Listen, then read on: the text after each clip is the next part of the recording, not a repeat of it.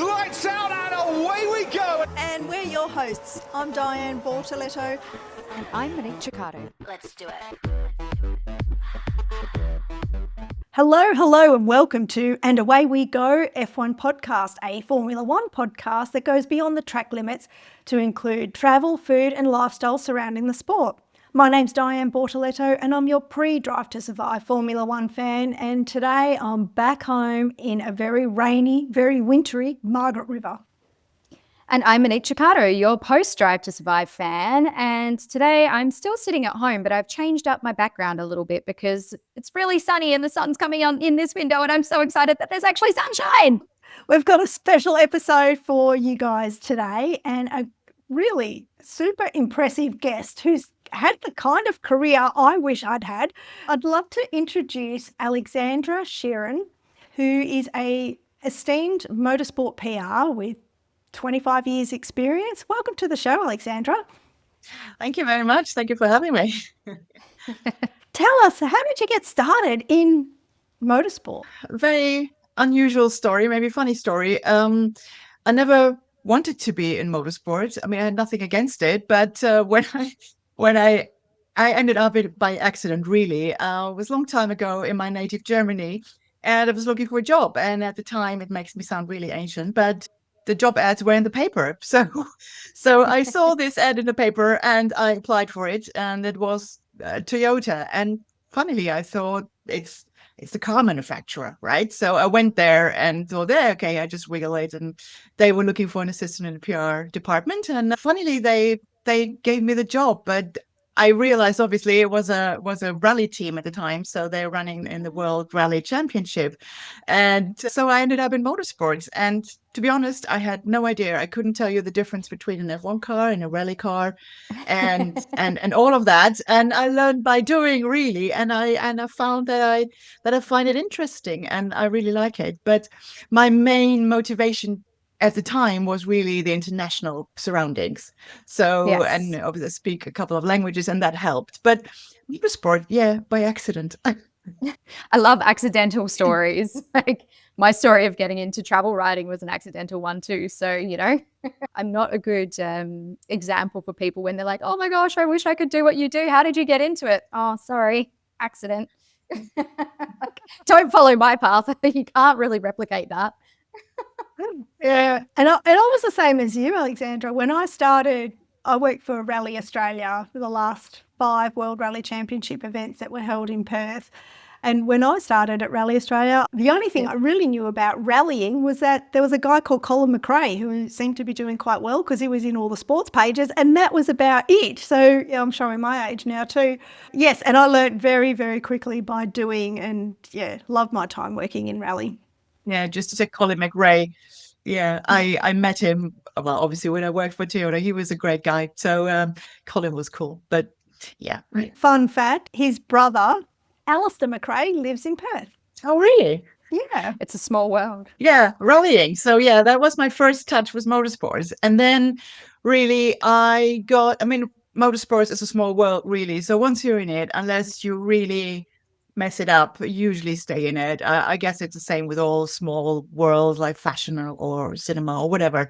So I got asked a couple of years later, actually another funny story, why I stopped working for Toyota was that they got caught cheating a long time ago at the end of the 90s. They had sort of prepped their car in a way they shouldn't have done, and the FIA found out. And I was in the press office at the time. I was the Rally Catalunya, and I was a junior press assistant. I think it was my 3rd rally or something like that. And then I was alone in the press office, and the news came, there's a problem, Toyota has been found cheating. I was like, oh, what do I do now? Yeah, I was just about to ask, how do you deal with something like that in PR? Woo! Luckily the senior guy came back soon after that. I just sat there and said, I don't know. Let's wait for whatever or whoever is coming. And they came. And then I put out a press release. And funnily, and in the press release, they said it was a mistake, a fault, a manufacturer's error, they put it. And even I was junior, I said to my senior guys, like, I don't think you can write that because I don't know, it's a bit soon, and also not good to put the blame on somebody else. And they put it out anyway. And that actually, they shouldn't have done that, because the FIA really took it badly, and they got banned from competition for a whole year. And as a Wow. rally team, not doing any rallies is a bit, what are you doing? So I looked for another job. Fair enough. Fair enough. Yeah. So and Wow. that is when Baptism of fire. so they got caught cheating. And fast forward a little bit. I mean, I moved to England and I worked for an international communications agency where I had my first sort of introduction to Formula One. But let me tell you another funny story with that is when a couple of years after that, I started working at the FIA, and Max Mosley at the time was still the president. And one day we are having I think we had media lunches, and I was in a plane with him and a couple of other people. And he said to me, I hear you worked for Toyota at the time. And I said, yeah. And you sort of banned them from competition. And this is why I'm here now. So it's all your fault. And he and, and he found that really funny. So yeah, it's a small world. It's all your fault, but thank you. But didn't he give you a job after that?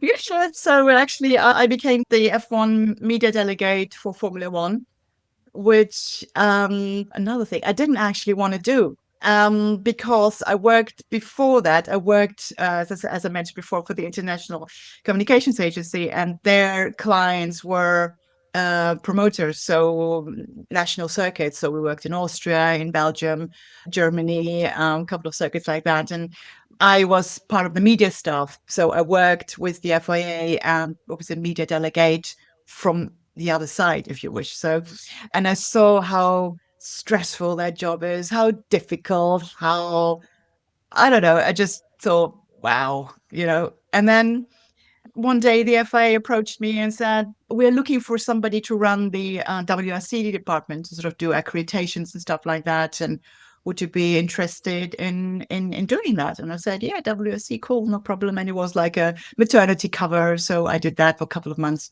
Then the girl came back, and in the meantime, their Formula One department had shifted, and the boss of the head of communications offered me the job as the F1 media delegate. And I said, no, are you out of your mind? Oh, brilliant. So he was like, why? It's an interesting job. And he said, no, I've seen it, and no, I don't want to do this. So no, it's too much. No. And then he said, I think you'd be a good person to do this. So let us work out how we can make it work. And we did. Oh, And I wow. did the job for 6 years. Wow. And for people listening, what did that job entail? Like, what was your main role within that job? So as the F1 media delegate at the FIA, you have 6 what they call officials. So they are people who are in the rules. Actually, it's a technical delegate, obviously the race director, and one of them is the media delegate. So it's a role that needs to be there, and it's twofold. So one part is that you are working closely with the promoter and make sure that the media center, press conferences, and everything that's sort of adjourned to this works as per the FIA rules. There is like a book, like the operations guide. There's a couple of hundred, well, it's 100 pages, I think now, where you need to make sure that everything is as is in there. And so I worked with the promoters to make sure that everything ran during the weekend as it should, so the media can work properly, so they have everything they need. Wow. Not just from a working side, but also from an information point of view. And there was the second part of the roles, obviously, as an FIA spokesperson. You are the first point of contact for the media when there is something you need to explain. I don't know. I remember when, for example, in Malaysia, there was the time when the races started to become late or start late. And we started the race quite late. I think it was 4 o'clock or something. And then what happens in Malaysia often is it rained and rained and rained and rained. So it was a race delay. And then it became too late and they couldn't finish the race. And I got all the blame. And why do you have the races so late? And now we can't finish the race. And you try to explain. So Right. that was the job. So Wow. So I can understand why at first you were like, no. Exactly. And then obviously I traveled to all the races. Yeah, I did that for a couple of years, and it was a great job. Really, in the end, I'm grateful I got the opportunity, and I did what I did. I've lived through many interesting times. I mean, that was the time newcomers to Formula One might not. Well, they don't know, but they might have heard of it. There was a time when there was Bernie and Max, so Bernie Ecclestone and Max Mosley, and we called it the Max and Bernie show because they always had sort of, they were like two opponents, but actually working together behind the scenes, and it was very interesting times. And we had a lot of gates to work through. So we had, I don't know, Spygate, Liegate, Singapore Gate, and at the end we also had Mosley Gate and lots of gates to work through when you're working in the communications department. But it was interesting times. I could imagine. Wow. Yeah, I remember Max Mosley really well from my Rally Australia days, and he was a man who was, for us as a promoter, as I work for the promoter, a man to almost be feared. Like, if Max Mosley said something, it had to be done, like kind of thing. And same with the media delegate, the World Rally media delegate, who was my main contact at the time. And they would literally come through, Monique, with a checklist and say, right, there are 90 lockers here for photographers, tick, which is what the rules would say. There's enough desk space for 98 media to sit and work, tick. The media release was distributed hard copy within a set time frame. Like, it was very prescribed, and we just had to make sure that we hit. And then you got scored, of course. So at the end of the event, you'd get a report back from the FIA, and if we'd failed anything, then I had the committee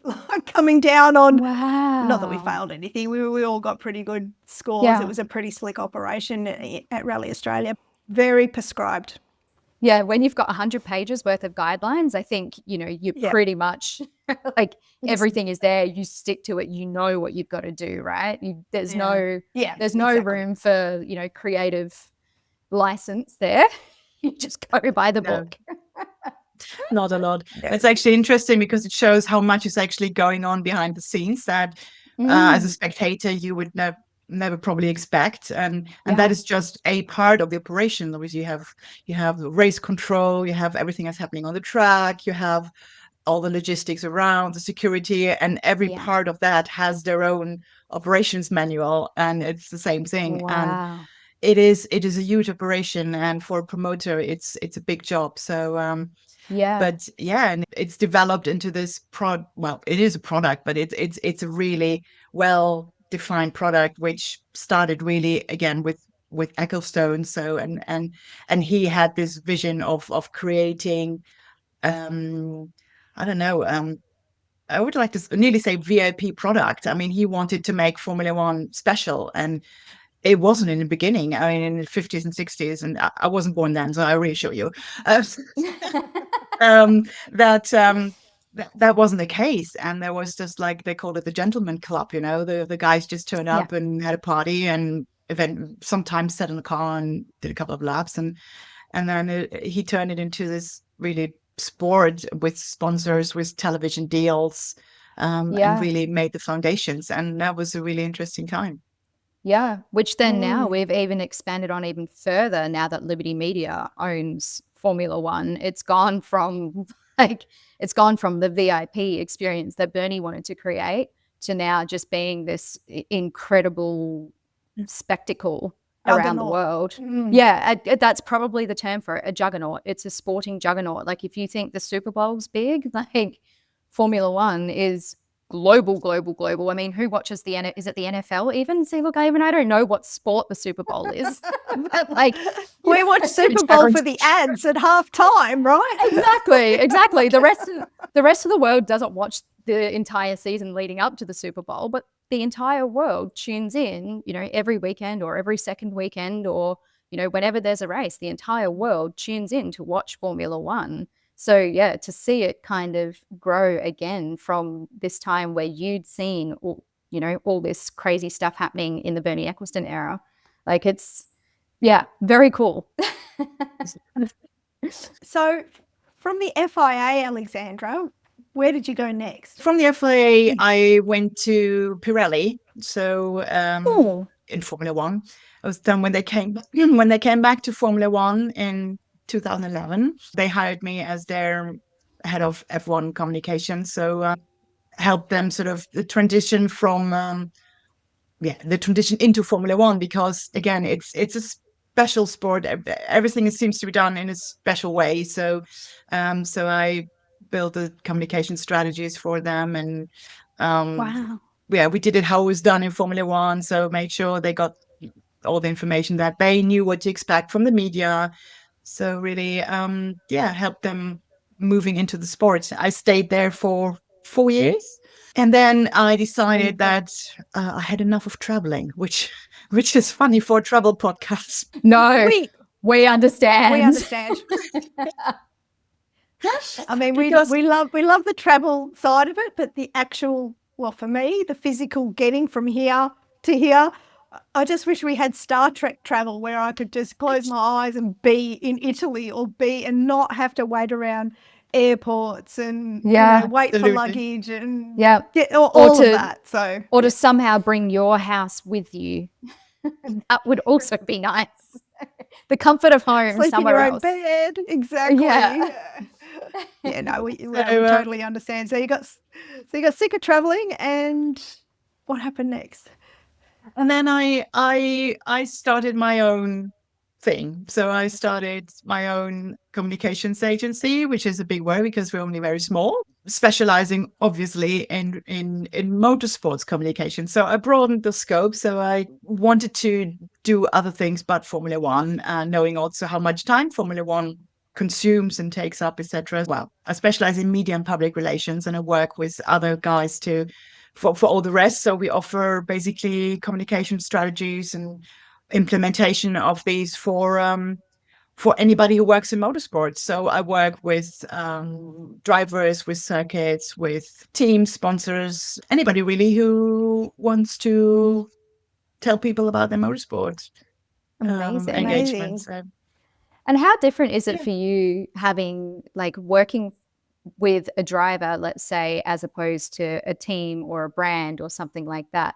How different is your day-to-day or your approach, or, is there one that you prefer to do, or do we just, you love it all? I'd say, but I mean, I've been doing this now for 10 years, and somewhere down the line, I decided I only work with people I like, which is maybe a luxury, but it's the only way I think that works for me. So because I did work with clients in the beginning because the opportunity was good, but I thought right from the start we're not matching somewhere down the line, and that was exactly what happened. So I thought this is not working for me. So it also means I only work with small operations. So mainly there also I work with big clients who are very approachable and where you work with just a couple of people, and that works well as well. But that's more of the exception because big companies tend to, you're just a number for big companies. But that is changing as well. That is changing, and when that is changing and they work with smaller operations like me, it works. But to come back to initial questions, I do enjoy working across the board now. So I work with a client who does rally rates, endurance racing. I work with a young rally driver. I did the Las Vegas Grand Prix and Formula One. I saw that. Yeah. So I did lots of different things, and I worked with lots of different the drivers, the teams. I enjoy it all because I like working with them, and the approach, is a little bit different sometimes, obviously, because a driver needs a different thing than maybe a team or a sponsor. But overall, it's still communication. It's still talking about what you do. Sure. And to just pick up on what you said then about the Las Vegas Grand Prix, I saw that you basically came in to advise them on the media kind of operations in the media center when the Vegas Grand Prix came back or started again in 2023, was it? They've had 2 races there now, yes. So how was that for you? Yeah, that was It was great. I mean, it was a really interesting experience, and because they brought me in right from the start, so worked with them for a year before the event, really, and we implemented this famous book, the operations guide. Yep. So you start from scratch. So you think, okay, where do we put the media center?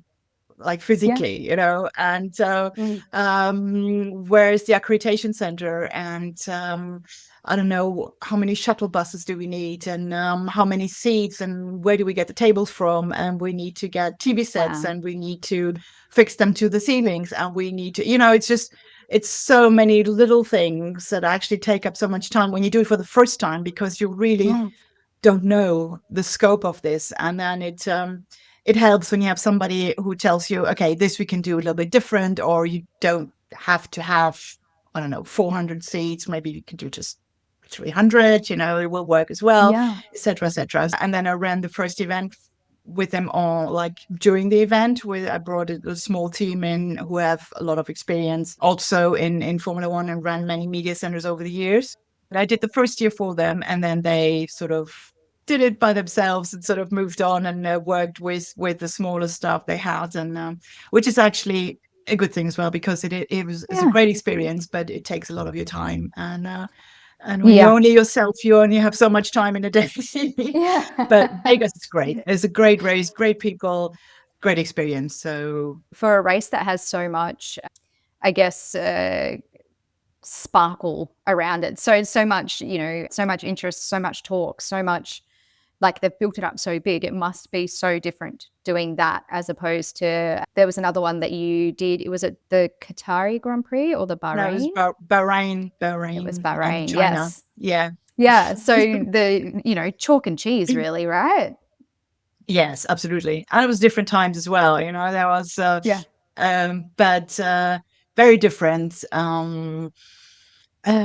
Different times, different approach, but great experience as well, because obviously also I spent some time in China, in Bahrain. This is things it's awesome that you can do that, and you have this experience and get to see with different cultures, different ways of people working, but in the end, which is funny or interesting, is you always have a Formula One Grand Prix, and though you have the national atmosphere, it's still the same thing, and it works the same everywhere you go in the world. And sometimes it works a little bit better, and sometimes there are a couple of more issues, particularly when it's like the first race or so. But it's quite interesting. Yeah, sometimes it works well. Sometimes there are manholes that ruin Carlos Sainz's car, but whatever. I was going to bring that up. I was going to ask, how did you manage that from a comms perspective? I mean, when that happened, I think everyone around the world's jaw just dropped. Like, how could this have happened? How did you manage that from a comms point of view? Well, I wasn't involved in that part of the operation. Okay. So they had like a US team handling that part, because also that is something interesting in communication. You have to take care of media are different everywhere around the world. So you need to have a different language, a different approach. You need to have different connections, etc. So really my part was solely the running of the media center and the logistics of that, which is enough for one person. So I'm glad I didn't have to do that, but I was in the media center and sort of channeling media requests, and I talk to her because you're the first point of contact then, but just calming people down, say we're working on it, we'll let you know as soon as we have something. So a little bit of crisis communication, so the usual thing, but the actual communication part was handled by a US agency. So that was oh my God, I could just imagine the stress. Exactly. Like it would have been hectic. It was you look at this and you go like, okay, right, let's move into crisis mode and we get it sorted. Exactly. We get it done, and we did. That's what you usually do, but you learn it. It's crisis.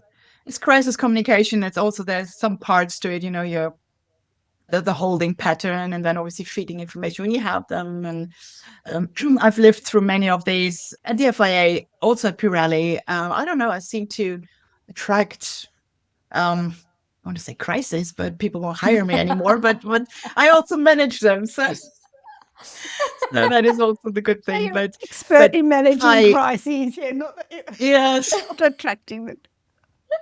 but high profile sports obviously attract this kind of attention. So every little Of course. detail, I'm not going to say this was a small detail, but everything that happens is in the limelight and in the spotlight. And whereas like things happen, you have an event and things happen, but it might go unnoticed because you don't have the same kind of eyeballs on this particular thing. So that is also the pressure of Formula One, and why I quite enjoy it, not just to do F1, because it is a lot of firefighting when you That's a are good way to sort put of it. Yeah, I can imagine.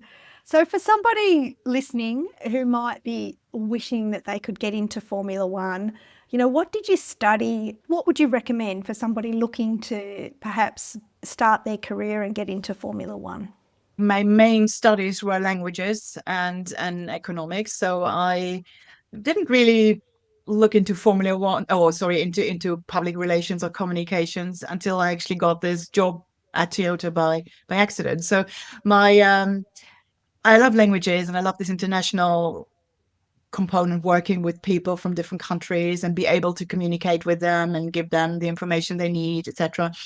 And then the rest really I was learning by doing. I did some PR schools, I did some PR diplomas, but really that came afterwards. So I'm not sure that will be possible today. So today probably you have the diplomas first, and then it goes the other way around. But times change. But I still think there are these sort of famous accidents that you can get into a sport if you want to. But I tend to say that it's probably it's more difficult to straight go into Formula One. So usually my advice is sort of start a little bit lower. I don't want to sort of offend anybody, but like in smaller categories, or maybe obviously Yeah. your local categories, just that is your first foot into the door, even for you, like get inside a local event or regional event and volunteer, be that on the track or in the media center. They always need volunteers to run this event, and then actually find out for yourself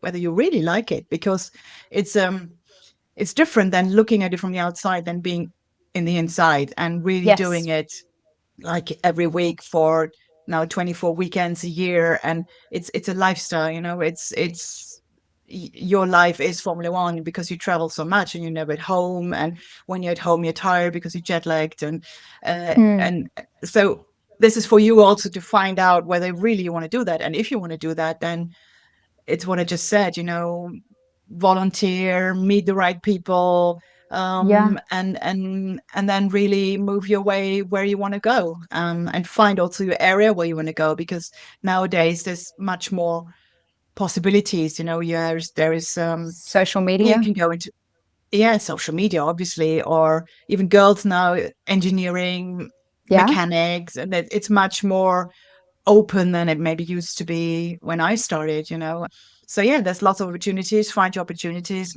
maybe sure you have the studies that go with it, and then volunteer, meet the right people, and go for it. Yeah, I think there's a Yep. huge aspect of proactiveness that you need to have in these kind of industries that are seen as quite prestigious, or everyone wants to be in these industries. You need to be proactive, and you need to get out, and you need to put yourself in the right place. You need to showcase what you can do. You need to get a portfolio. You need to, if you want to be a photographer at the Formula One, start taking photos of other car races, or the local speedway, or whatever it is. You've got to start. Yeah. You've got to start with something. But very good advice. Yeah, and it's great advice. And I think you need proximity as well. If you want to work for Formula One or a Formula One team, then sitting in Perth, it's not going to happen. You need to physically be like near a team or near F1 headquarters or the FIA or one of those operations, so you can actually go in and do interviews and be persistent. And yeah, I've actually got a few jobs in my time over the decades for just being persistent. persistence.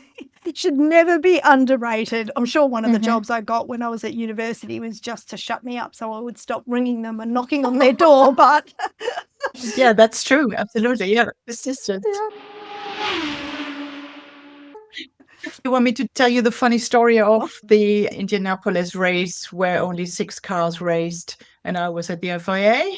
yes, that sounds like a great story. Let's hear it. Yeah, so that was 2005, my third race as the F1 media delegate for the FIA, Indianapolis. And for those who don't know what happened, it was the race when, in practice, Ralf Schumacher at the time, he crashed his car because his tires blew up, because the tires didn't have the right, how to say that, structure for this part of the circuit, because it's part of an oval circuit and it was too hard on the tires and they risk of blowing up. Michelin at the time said, we can't really, like, it's irresponsible, we can't do this, we need to, I don't know, change the tires. Long story short, you couldn't change things, because everything is homologated, everything, the circuit is, the tires are, the cars are. It was a Friday, the race was on Sunday, so it wasn't possible. At the end, 6 cars started, the cars that were not on Michelin but on Bridgestone. Yeah, and how many were in the field at the time? Don't quote me on this. It was probably 22, 20. It was a bit more, I think, than today. But so the thing is, they all got on the grid, and then they all started their formation lap, and then one after the other got back into the pit lane. And I was on the phone with my boss at the time, talking about, okay, what's going to happen, what are you going to do, etc., etc. And I was looking at this, and I was really like, oh my god, oh, they're not going to start already. There's only 6 cars. I'm like, what am I going to do? What am I going to do? And he's like, calm down, Alex, calm down, breathe, and watch the race. What do you mean watch the race? I mean, what else? What are you going to do? He says, I mean, there's nothing we can do now. So just breathe, watch the race, and then we figure it out. Oh, what an interesting race that would have been. And obviously from what you're saying, this is a different time where everyone, like, you had a choice of what brand tires to go with. It's not like today where everyone's on Pirellis and there's 3 compounds that you can choose from per race. Wow. Yeah. Interesting. That was the end. That was the end of having 2 tire manufacturers. I Michelin wonder withdrew, why. and then they never had 2 again. So it makes sense. It makes sense, doesn't it? Not only from this kind of story, but also obviously because also there is a tire war, what we called it at the time, because you're always developing to be better than the other tire manufacturer, and it's huge costs, and it's already expensive enough to run the operation. So from that point of view, also today's times, it makes sense with the cost cuts and everything. It makes sense. But that was the actual origin of why, I think. Oh, wow. That's so good. There you go. Straight from the horse's mouth. Oh, my God. Can you just imagine? And there goes another one. And there goes another one. And then you've got like a minute and a half before you see any car again, and just 6 of them. Yeah. And it was very interesting. And I think at the end, when we left the circuit, the promoter said, you might not want to wear your FIA clothes because there's a lot of upset people out there. And wow. Oh, and gosh. there were, and it was really hard to explain to them. We tried to explain. I mean, there was the reasoning that there was talk of a chicane. We couldn't put in a chicane because as the circuit was homologated. What's a really hard word?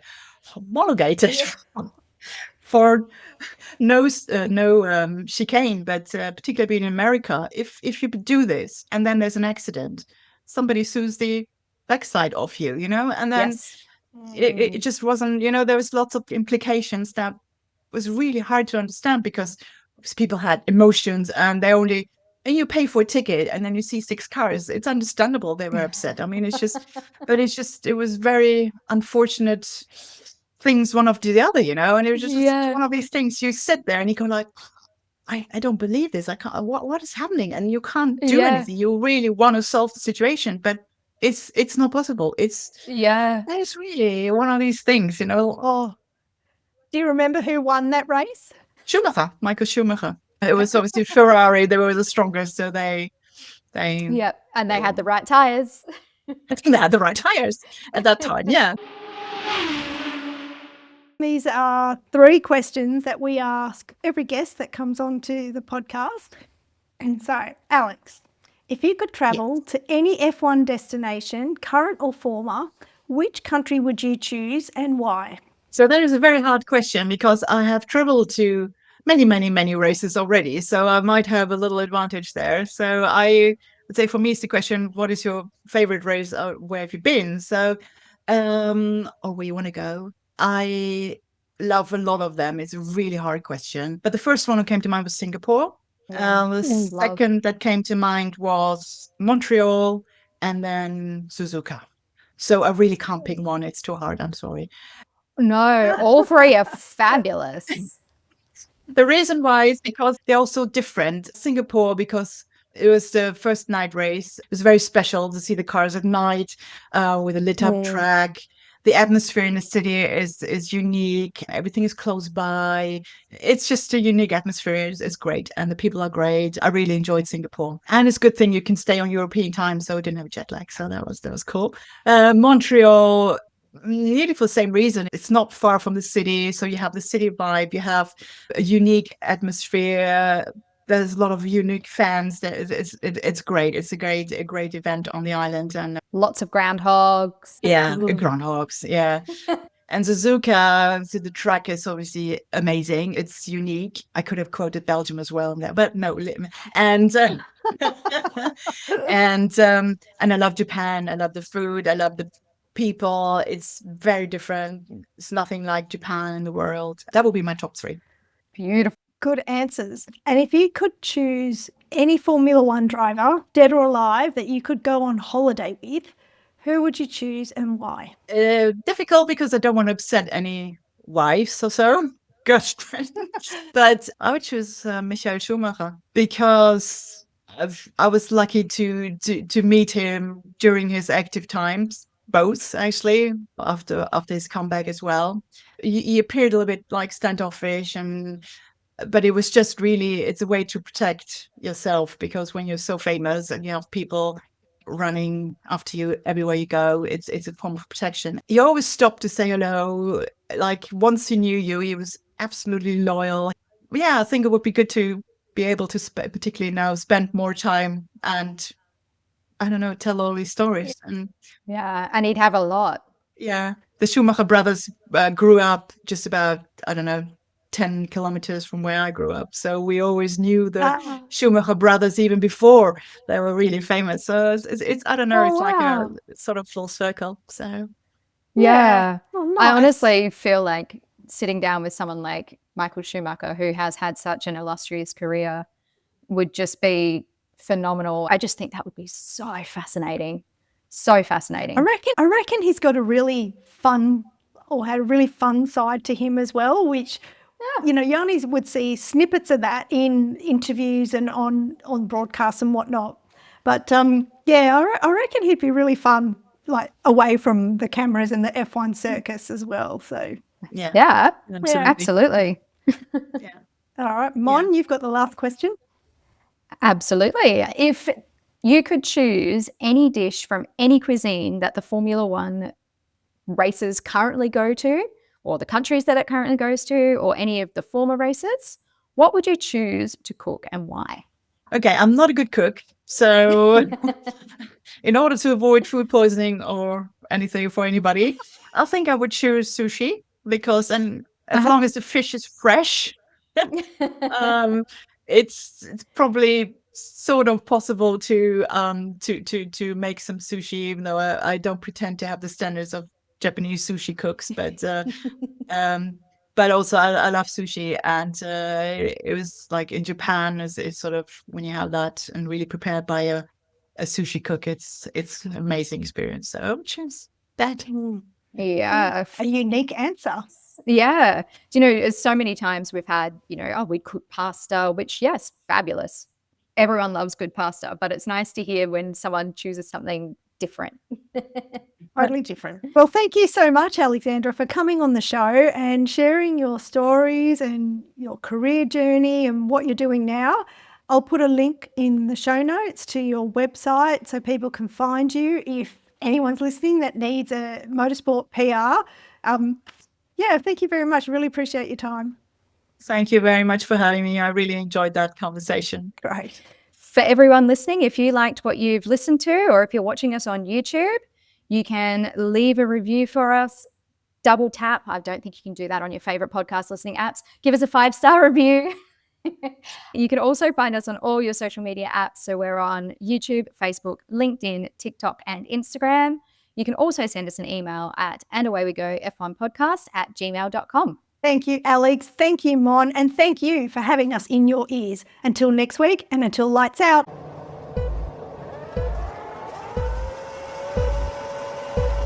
And it's lights out and away we go. And Away We Go podcast is produced by Diane Bortoletto and Monique Ciccato. Let's do it.